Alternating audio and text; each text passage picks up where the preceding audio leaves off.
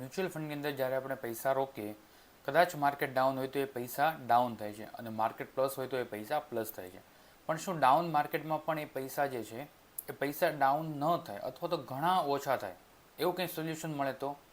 એના સોલ્યુશન માટે સેબીએ એપ્રુવલ આપી છે એસઆઈએફની, એટલે કે સ્પેશિયલાઇઝ ઇન્વેસ્ટમેન્ટ ફંડ, જેની ટિકિટ સાઇઝ છે 10 લાખથી. આ ફંડ 10 લાખથી શરૂ થાય છે, જેમની અંદર શોર્ટ પોઝિશન ડેરિવેટિવ્સની સેબીએ મંજૂરી આપી છે. 25% સુધી કોઈ પણ કંપની આ ફંડની અંદર ડેરિવેટિવ્સ લે છે, એટલે કે શોર્ટ પોઝિશનમાં લે છે. જ્યારે પણ માર્કેટ કરેક્શન થાય છે તો જે પ્રોફિટ જે છે એ જળવાઈ રહે અને લોસ જે છે એ મિનિમાઇઝ કરે, એટલે કે ઓછો લોસ કરે અને મેક્ઝિમાઇઝ પ્રોફિટની સાથે આ એક સ્ટ્રેટેજી છે જેને આપણે કહીએ છીએ એસઆઈએફ સ્પેશિયલાઇઝ ઇન્વેસ્ટમેન્ટ ફંડ, જેની અંદર ફ્લેક્સી કેપના ફંડ પણ છે, મિડ કેપના ફંડ છે, બેલેન્સ એડવાન્ટેજના પણ ફંડ છે.